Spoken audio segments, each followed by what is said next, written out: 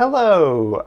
I don't know how to start this video, so I'm just going to jump straight into it.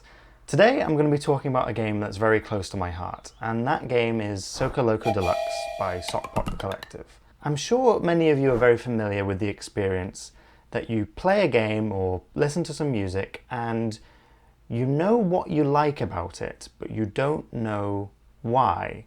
I had this experience with Soko Loco Deluxe, and on the face of it, this game doesn't look like anything special. It kind of looks like a cute reskinning of a regular tycoon game, and that's fine, and you wouldn't be particularly wrong.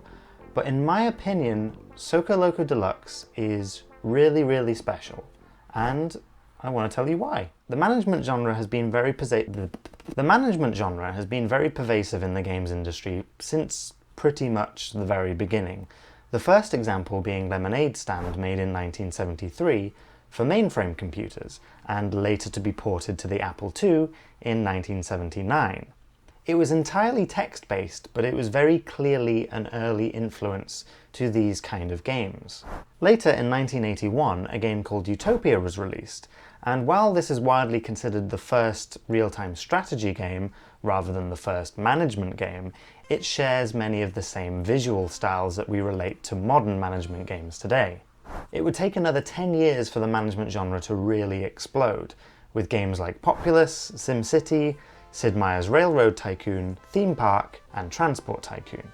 While management games have largely slid from the mainstream, it's impossible to deny its staying power, with management games still being incredibly popular to this day. The genre has gone into some kind of interesting directions too, with The Sims and Dwarf Fortress in particular straying from the business management aspects more into the storytelling.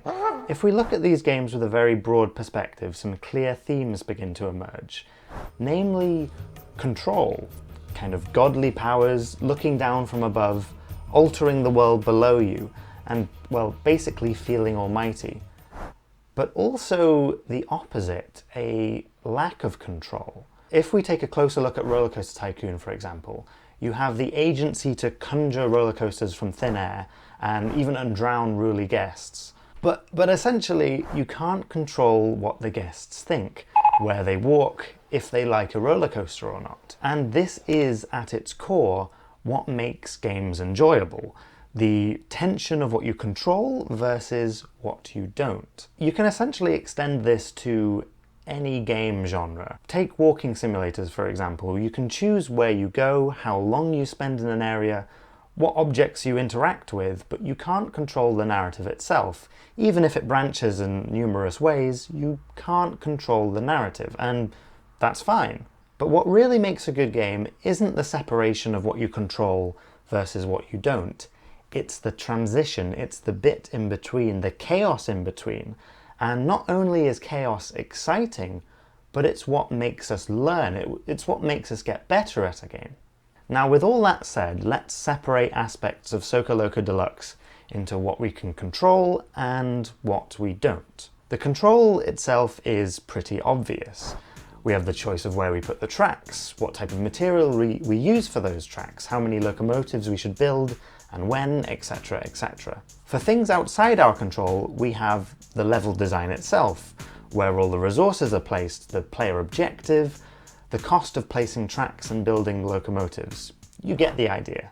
Now, the bit in between, the chaos, can manifest itself in a number of ways. For instance, choosing where to place the locomotive depot can create chaos, because that influences what materials you can get, how you can progress the main objective. And likewise, if the player doesn't plan accordingly, all those resources will get wasted. The amount of chaos a player can mitigate is, of course, strongly related to how much experience they have playing the game.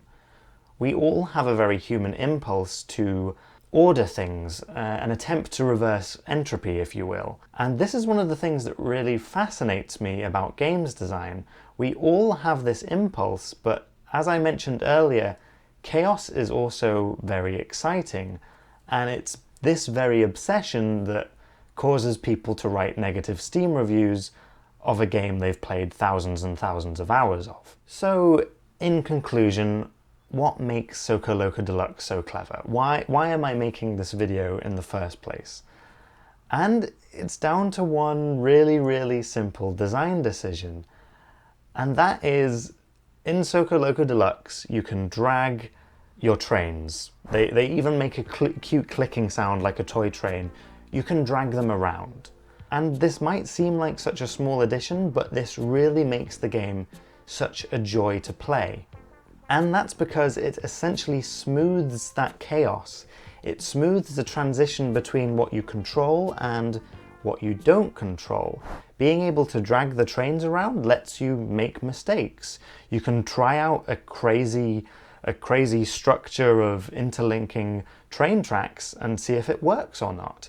It's brilliant. It's a really, really great way to allow players to experiment without getting punished for it too much. Games need that element of chaos to be interesting, but if the transition between what you control and what you don't is too rough, it quickly becomes frustrating, and Soko Loco Deluxe understands that. So that's my video. That's my roundabout way of saying why I really like how you can drag trains in Soko Loco Deluxe, and I really hope this inspires you to give the game a go, because I think it's awesome. And that's all I have to say. Goodbye! Maybe I'll make some more videos. Maybe I won't. Who knows? Farewell!